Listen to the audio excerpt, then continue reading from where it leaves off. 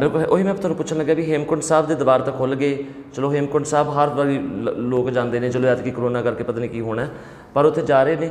ਉਹਦੇ ਬਾਰੇ ਵੀ ਤੁਸੀਂ ਆਮ ਤੌਰ 'ਤੇ ਜਦੋਂ ਅਸੀਂ ਚਰਚਾ ਕਰਦੇ ਆਮ ਤੌਰ 'ਤੇ ਗੱਲ ਕਰਦੇ ਹੁੰਦੇ ਹੋ, ਮੈਂ ਚਾਹੁੰਦਾ ਦਰਸ਼ਕਾਂ ਨੂੰ ਵੀ ਜ਼ਰੂਰ ਦੱਸੋ ਹੇਮਕੁੰਟ 'ਤੇ ਜਾਣ ਦੀ ਸ਼ਰਧਾ ਕਿਸ ਤਰ੍ਹਾਂ ਦੀ ਹੋਣੀ ਚਾਹੀਦੀ ਹੈ ਅਤੇ ਕੌਣ ਕੌਣ ਜਾਣ? ਦੇਖੋ ਜੀ, ਇਹੋ ਹੀ ਜਿਹੜੀ ਗੱਲ ਹੁਣੇ ਮੈਂ ਕੀਤੀ ਨਾ, ਇਹ ਬੜੀ ਹਾਸੋਹੀਣੀ ਵੀ ਹੈ ਔਰ ਚਿੰਤਾ ਦਾ ਵਿਸ਼ਾ ਵੀ ਹੈ ਕਿ ਜਿਹੜਾ ਹੇਮਕੁੰਟ ਸਾਹਿਬ ਦੀ ਖੋਜ ਕੋਈ ਬਹੁਤੀ ਪੁਰਾਣੀ ਨਹੀਂ ਗੀ।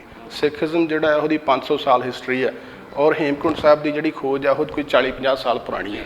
ਔਰ ਇਹਦਾ ਆਧਾਰ ਕੀ ਹੈ ਕਿ ਸਪਤ ਸ੍ਰਿੰਗ ਸੋਭਤ ਹੈ ਤਹਾਂ ਤੈ ਹਮ ਅਧਿਕ ਤਪੱਸਿਆ ਸਾਧੀ ਮਹਾਕਾਲ ਕਾਲਕਾ ਆਰਾਧੀ, ਜਿਹੜਾ ਦਸਮ ਗ੍ਰੰਥ ਦੇ ਵਿੱਚ ਬਚਿੱਤਰ ਨਾਟਕ 'ਚ ਗੁਰੂ ਗੋਬਿੰਦ ਸਿੰਘ, ਜੇ ਮੰਨਿਆ ਜਾਵੇ ਕਿ ਗੁਰੂ ਗੋਬਿੰਦ ਸਿੰਘ ਜੀ ਦੀ ਉਹ ਰਚਨਾ ਆ, ਉਹ ਹੀ ਆਧਾਰ ਬਣਾ ਕੇ ਸਪਤ ਸ੍ਰਿੰਗ ਸੋਭਤ ਹੈ ਤਹਾਂ ਭਾਈ ਰਣਧੀਰ ਸਿੰਘ ਜਾਂ ਰਣਜੀਤ ਸਿੰਘ, ਮੇਰੇ ਪੂਰਾ ਜ਼ਿਹਨ 'ਚ ਨਹੀਂ ਹੈ, ਭਾਈ ਰਣਧੀਰ ਸਿੰਘ ਜਾਂ ਕਾਫੀ ਹੱਦ ਤੱਕ ਜਿਨ੍ਹਾਂ ਨੇ ਇਹ 'ਤੇ ਖੋਜ ਕੀਤੀ, ਉੱਥੇ ਜਾ ਕੇ ਆਪਣੇ ਕੋਲੋਂ ਨਿਸ਼ਾਨਦੇਹੀ ਕੀਤੀ ਕਿ 7 ਝੋਟੀਆਂ ਜਿੱਥੇ ਹੋਣਗੀਆਂ ਉੱਥੇ ਦੁਸ਼ਟ ਦਮਨ ਜਿਹੜਾ ਗੁਰੂ ਗੋਬਿੰਦ ਸਿੰਘ ਦਾ ਪਿਛਲਾ ਅਵਤਾਰ ਸੀ, ਦੁਸ਼ਟ ਦਮਨ ਨੇ ਉੱਥੇ ਬਹਿ ਕੇ ਆਪਣੀ ਭਗਤੀ ਕੀਤੀ। ਮਹਾਕਾਲ ਕਾਲਕਾ ਆਰਾਧੀ ਚੇਤਨਾ ਭਇਓ ਹਮਰੋ ਆਵਨ ਕੈ ਜੁੜੀ ਰਹੀ ਸੁਤ ਪ੍ਰਭ ਚੰਨਨ ਮੈਂ, ਹੈ ਨਾ, ਤਬ ਪ੍ਰਭ ਹਮ ਕੋ ਸਮਝਾਇਓ ਇਮ ਕਹਿ ਕੇ ਇਹ ਲੋਕ ਪਠਾਇਓ। ਕਿ ਗੁਰੂ ਗੋਬਿੰਦ ਸਿੰਘ ਆਪ ਜੀ ਕਹਿ ਰਹੇ ਨੇ ਉੱਥੇ ਕਿ ਮੈਨੂੰ ਗੁਰੂ ਸਾਹਿਬ ਨੇ ਕਿਹਾ ਕਿ ਹੁਣ ਤੁਸੀਂ ਜਾਓ ਤੇ ਅਵਤਾਰ ਲਓ, ਤੇ ਪਰਮੇਸ਼ਰ ਨੇ ਕਿਹਾ। ਮਤਲਬ ਉਹਦੀ ਸਾਰਾ ਜਿਹੜਾ ਉੱਥੋਂ ਖੋਜ ਬਣਦੀ ਹੈ ਉਹ ਦਸਮ ਗ੍ਰੰਥ, ਉਹ ਦਸਮ ਗ੍ਰੰਥ ਹੀ ਬੇਸ ਆ। ਹੇਮਕੁੰਟ ਸਾਹਿਬ ਦਾ ਉਂਝ ਕੋਈ ਹਿਸਟਰੀ ਨਹੀਂ ਹੈ, ਕਿਤੇ ਕਿਸੇ ਸਿੱਖ ਇਤਿਹਾਸਕਾਰ ਨੇ ਨਹੀਂ ਕੋਈ ਇਹਦੇ ਬਾਰੇ ਲਿਖਿਆ, ਸਿਰਫ ਦਸਮ ਗ੍ਰੰਥ ਆਧਾਰ ਬਣਾ ਕੇ ਉੱਥੇ ਬਣਾਇਆ। ਔਰ ਇਸ ਵੇਲੇ ਵੱਡੀ ਗਿਣਤੀ 'ਚ ਸਿੱਖ ਸੰਗਤ ਜਾ ਰਹੀ ਹੈ। ਔਰ ਇਹਦੇ ਜਿਵੇਂ ਹੁਣੇ ਮੈਂ ਗੱਲ ਕੀਤੀ ਅਕਾਲ ਤਖਤ, ਤਾਂ ਅਕਾਲ ਤਖਤ ਵੱਲੋਂ ਇਹ ਅਫੀਸ਼ੀਅਲੀ ਸਟੇਟਮੈਂਟ ਹੋਣੀ ਚਾਹੀਦੀ ਹੈ ਕਿ ਹੇਮਕੁੰਟ ਸਾਹਿਬ ਇਸ ਵੇਲੇ ਬੜੀ ਵੱਡੀ ਸੰਗਤ ਉੱਥੇ ਜਾਂਦੀ ਹੈ। ਪੈਦਲ ਯਾਤਰਾ ਬਟਾਲੇ ਤੋਂ ਚੱਲਦੀ ਆ ਔਰ ਪੈਦਲ ਯਾਤਰਾ ਜਾਂਦੀ ਹੈ ਉੱਥੇ, ਔਰ ਬੜੇ ਲੋਕ ਉੱਥੇ ਪਹੁੰਚਦੇ ਨੇ। ਇਹ ਅਕਾਲ ਤਖਤ ਤੋਂ ਸਟੇਟਮੈਂਟ ਹੋਣੀ ਚਾਹੀਦੀ ਹੈ ਕਿ ਜੇ ਤੁਸੀਂ ਦਸਮ ਗ੍ਰੰਥ ਨੂੰ ਮੰਨਣਾ ਹੈ, ਹੇਮਕੁੰਟ ਸਾਹਿਬ ਨੂੰ ਮੰਨਣਾ ਹੈ ਕਿ ਨਹੀਂ ਮੰਨਣਾ।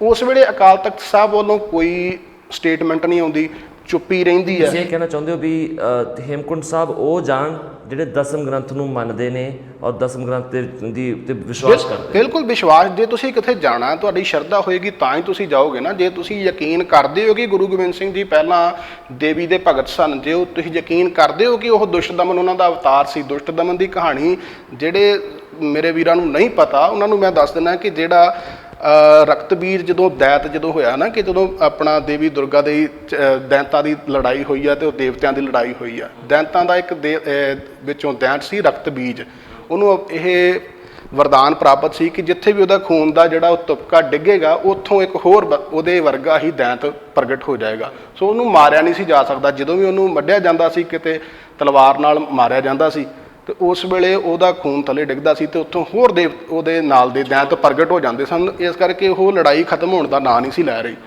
ਫਿਰ ਉਹ ਕਿਹਾ ਜਾਂਦਾ ਹੈ ਕਿ ਕਾਲੀ ਮਾਤਾ ਨੂੰ ਕਿਹਾ ਗਿਆ ਕਿ ਆਪਣਾ ਸੰਘਾਰ ਕਰੋ ਇਹਦਾ। ਕਾਲੀ ਮਾਤਾ ਦਾ ਜਿਵੇਂ ਤੁਸੀਂ ਅਕਸਰ ਦੇਖਦੇ ਹੋ ਕਿ ਗਲ ਦੇ ਵਿੱਚ ਖੋਪੜੀਆਂ ਪਾਈਆਂ ਹੁੰਦੀਆਂ ਨੇ, ਜ਼ਬਾਨ ਔਰ ਖੂਨ ਦੇ ਨਾਲ ਲੱਥਪੱਥ ਉਹਨਾਂ ਦੀ ਜਿਹੜੀ ਤਸਵੀਰ ਆ, ਜਿਹੜੀ ਉਹ ਹਿੰਦੂ ਇਤਿਹਾਸ ਤੋਂ ਲਈ ਗਈ ਹੈ, ਜਾਂ ਕਹਿ ਲਓ ਉਹਦਾ ਕੋਈ ਆਧਾਰ ਹੈ ਜਾਂ ਨਹੀਂ ਹੈ, ਉਹ ਤਾਂ ਇੱਕ ਵੱਖਰਾ ਮਸਲਾ ਹੈ, ਪਰ ਇਸ ਤਰ੍ਹਾਂ ਪ੍ਰਚਲਿਤ ਹੈ। ਉੱਥੇ ਦੁਸ਼ਟ ਦਮਨ ਜਿਹੜਾ ਆ ਉਹ ਮਤਲਬ ਦੋ ਤਰ੍ਹਾਂ ਦਾ ਇਤਿਹਾਸ ਹੈ। ਜਿਹੜਾ ਇੱਕ ਹਿੰਦੂ ਇਤਿਹਾਸ ਹੈ, ਉੱਥੇ ਕਿਹਾ ਗਿਆ ਕਿ ਕਾਲੀ ਜਿਹੜੀ ਦੇਵੀ ਆ ਉਸਨੇ ਖੂਨ ਵੀ ਪੀਤਾ ਔਰ ਉਸਨੇ ਸੰਹਾਰ ਵੀ ਕੀਤਾ। ਪਰ ਜਿਹੜਾ ਇਹ ਇਤਿਹਾਸ ਹੈ ਇਹਦੇ 'ਚ ਕਿਹਾ ਜਾਂਦਾ ਹੈ ਕਿ ਜਿਹੜੇ ਗੁਰੂ ਦੁਸ਼ਟ ਦਮਨ ਹੈ ਇਸ ਨੇ ਉਹਦਾ ਸੰਹਾਰ ਕੀਤਾ ਔਰ ਉਹ ਖੂਨ ਜਿਹੜਾ ਡਿੱਗਦਾ ਜਾਂਦਾ ਸੀ ਇੱਥੇ, ਉਹ ਮਾਤਾ ਪੀਂਦੀ ਜਾਂਦੀ ਸੀ।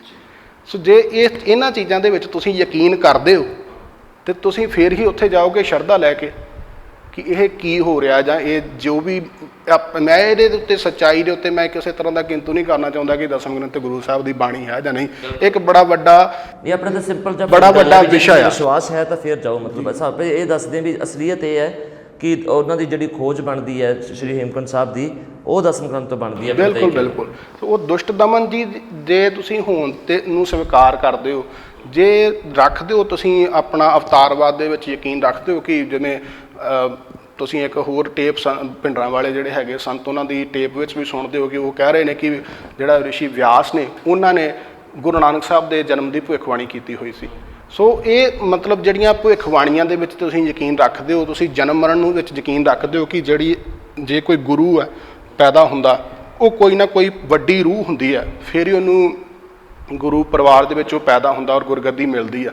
ਜੇ ਤੁਹਾਡੀ ਸ਼ਰਧਾ ਹੈ ਤੇ ਫਿਰ ਹੀ ਤੁਸੀਂ ਕਿਤੇ ਇਹਨਾਂ ਸਥਾਨ ਤੇ ਜਾਓਗੇ। ਜਿਵੇਂ ਤੁਸੀਂ ਇੱਕ ਉਹ ਤੁਹਾਡੀ ਮੈਂ ਇੰਟਰਵਿਊ ਸੁਣੀ ਸੀ, ਤੁਸੀਂ ਉਹਦੇ ਵਿੱਚ ਗੱਲ ਕੀਤੀ ਸੀ ਕਿ 8ਵੇਂ ਪਾਤਸ਼ਾਹ ਬਾਰੇ, ਕਿ 8ਵੇਂ ਪਾਤਸ਼ਾਹ ਛੋਟੀ ਉਮਰ ਸੀਗੀ ਤੇ ਭਾਈ ਰਣਜੀਤ ਸਿੰਘ ਨੂੰ ਤੁਸੀਂ ਸਵਾਲ ਕੀਤਾ, ਉਹਨਾਂ ਨੇ ਬੜਾ ਉਹਦਾ ਗੋਲਮੋਲ ਜਿਹਾ ਜਵਾਬ ਦਿੱਤਾ ਜਿਹੜਾ ਬਿਲਕੁਲ ਸਪਸ਼ਟ ਨਹੀਂ ਸੀ ਕਿ ਉਹ ਕੀ ਕਹਿਣਾ ਚਾਹ ਰਹੇ ਨੇ ਉਹਦੇ ਵਿੱਚ, ਕਿ ਤਰਕ ਦੇ ਨਾਲ ਪਹਿਲਾ ਸਵਾਲ ਸੀਗਾ ਮੇਰਾ ਕਿ ਗੁਰੂਆਂ ਦੇ ਵਿੱਚ ਅਲੌਕਿਕ ਸ਼ਕਤੀਆਂ ਹੁੰਦੀਆਂ ਕਿ ਨਹੀਂ, ਤਾਂ ਉਹਨਾਂ ਨੇ ਜਦੋਂ ਉਸ ਗੱਲ ਨੂੰ ਨਕਾਰਿਆ ਵੀ ਨਹੀਂ ਹੁੰਦੀਆਂ, ਬਣਾਈਆਂ ਜਾਂਦੀਆਂ ਨੇ। ਤੇ ਫਿਰ ਉਸ ਤੋਂ ਬਾਅਦ ਇਹ ਸਵਾਲ ਸੀਗਾ ਵੀ 8ਵੇਂ ਪਾਤਸ਼ਾਹ ਦਾ ਜਿਹੜਾ ਮਤਲਬ ਉਹਨਾਂ ਦੀ ਉਮਰ ਦੇ ਹਿਸਾਬ ਨਾਲ ਗੁਰਗੱਦੀ ਉਹਨਾਂ ਨੂੰ ਮਿਲੀ ਸੀ ਕਿ ਨਹੀਂ। ਨਹੀਂ, ਉਹ ਇਹ ਜਿਹੜਾ ਦੇਖੋ ਨਾ ਹੁਣ ਕਿੱਡਾ ਵੱਡਾ ਸਵਾਲ ਹੈ ਇਹ, ਕਿ ਜੇ ਤਰਕ ਦੇ ਨਾਲ ਤੁਸੀਂ ਗੁਰੂ ਸਾਹਿਬ ਨੂੰ 8ਵੇਂ ਪਾਤਸ਼ਾਹ ਨੂੰ ਗੁਰੂ ਮੰਨੋਗੇ, ਤੁਸੀਂ ਨਹੀਂ ਮੰਨ ਸਕਦੇ। 8 ਸਾਲ ਦਾ ਉਹਨਾਂ ਦੀ 8 ਸਾਲ ਦੀ ਉਹਨਾਂ ਦੀ ਉਮਰ ਹੈ, ਔਰ ਜੇ ਤੁਸੀਂ ਇਹ ਉਹਨਾਂ ਦੇ ਵਿੱਚੋਂ ਕੱਢ ਦਿਓ ਕਿ ਉਹਨਾਂ ਨੇ ਕੂੰਗੇ ਕੋਲੋਂ ਗੀਤਾ ਦੇ ਅਰਥ ਕਰਾਏ ਸੀਗੇ, ਜਿੱਦਾਂ ਜੋ ਸਾਖੀ ਪ੍ਰਚਲਿਤ ਹੈ, ਜੇ ਤੁਸੀਂ ਕਰਾਮਾਤਾਂ ਨੂੰ ਕੱਢ ਦਿਓ ਜਿਵੇਂ ਭਾਈ ਢੱਡਰੀਆਂ ਵਾਲੇ ਕੱਢ ਦਿੰਦੇ ਨੇ ਕਿ ਹਰੇਕ, ਚਲੋ ਮੈਂ ਇਹ ਨਹੀਂ ਫਿਰ, ਕਿਉਂਕਿ ਬੜੀਆਂ ਗੁੰਝਲਦਾਰ ਮਸਲੇ ਨੇ ਇੱਥੇ, ਕੋਈ ਸਟੇਟਮੈਂਟ ਦੇਣਾ ਜਿਹੜਾ ਹੈ ਨਾ ਉਹ ਕੋਈ ਸੌਖੀ ਗੱਲ ਨਹੀਂ ਗੀ, ਕਿਉਂਕਿ ਬਹੁਤ ਸਾਰੇ ਲੋਕਾਂ ਦੀਆਂ ਭਾਵਨਾਵਾਂ ਜੁੜੀਆਂ ਹੁੰਦੀਆਂ ਨੇ। ਕੁਝ ਲੋਕ ਕਿਸੇ ਵੀ ਤਰੀਕੇ ਨਾਲ ਆਪਣੇ ਇਸ਼ਟ ਨੂੰ ਧਿਆ ਸਕਦੇ ਨੇ, ਕਿਉਂਕਿ ਇਹ ਮੇਰੀ ਜਿਹੜੀ ਸਮਝ ਇਹ ਕਹਿੰਦੀ ਹੈ ਕਿ ਜਿਹੜਾ ਧਰਮ ਹੈ ਬੜਾ ਨਿੱਜੀ ਜਿਹਾ ਮਸਲਾ ਹੈ, ਤੁਹਾਡਾ ਔਰ ਪਰਮੇਸ਼ਰ ਦਾ ਤੁਹਾਡਾ ਆਪਣਾ ਨਿੱਜੀ ਮਸਲਾ ਹੈ। ਤੁਸੀਂ ਇਹਦੇ ਵਿੱਚ ਮੀਡੀਆ ਆਰਡਰ ਕਿਹਨੂੰ ਪਾਉਂਦੇ ਹੋ, ਆਪਣਾ ਕਿਸੇ ਭਗਵਾਨ ਕ੍ਰਿਸ਼ਨ ਨੂੰ ਪਾਉਂਦੇ ਹੋ, ਕਿਉਂਕਿ ਜੇ ਤੁਸੀਂ ਪਾਉਂਦੇ ਹੋ ਭਗਵਾਨ ਕ੍ਰਿਸ਼ਨ ਨੂੰ, ਤੁਸੀਂ ਇਹ ਵੀ ਕਹਿ ਸਕਦੇ ਹੋ ਕਿ ਕਵਲ ਨੈਣ ਮਦਰ ਬੈਨ ਕੂਟ ਸੈਨ ਸੰਗ ਸੋਭ ਕਹਿਤ ਮਾਂ ਜਸ਼ੋਰ ਜਿੱਥੇ ਦਹੀਂ ਭਾਤ ਖਾਏ ਜੀਓ, ਵਾਹਿਗੁਰੂ ਵਾਹਿਗੁਰੂ ਵਾਹਿਗੁਰੂ ਵਾਹਿ ਜੀਓ, ਉਹ ਵੀ ਗੁਰਬਾਣੀ ਕਹਿ ਰਹੀ ਆ। ਪਰ ਉੱਥੇ ਤੁਸੀਂ ਇਹ ਵੀ ਕਹਿ ਸਕਦੇ ਹੋ ਕਿ ਉਹ, ਕਿਉਂਕਿ ਉਹਨਾਂ ਦੇ ਗੋਪੀਆਂ ਬਹੁਤ ਸਾਰੀਆਂ ਗੋਪੀਆਂ ਸਨ, ਜੇ ਤੁਹਾਡੀ ਆਬਜ਼ਰਵੇਸ਼ਨ ਕੀ ਕਹਿੰਦੀ ਆ। ਸੋ ਇਹ ਬੜਾ ਨਿੱਜੀ ਮਸਲਾ ਆ ਕਿ ਤੁਸੀਂ, ਮੈਂ ਇੱਕ ਸਟੇਟਮੈਂਟ ਦੇ ਦਿਆਂ ਉਹਦੇ ਨਾਲ ਬਹੁਤ ਸਾਰੇ ਲੋਕ ਜਿਹੜੇ ਆ ਉਹਨਾਂ ਦੀਆਂ ਭਾਵਨਾਵਾਂ ਨੂੰ ਠੇਸ ਪਹੁੰਚ ਸਕਦੀ ਹੈ।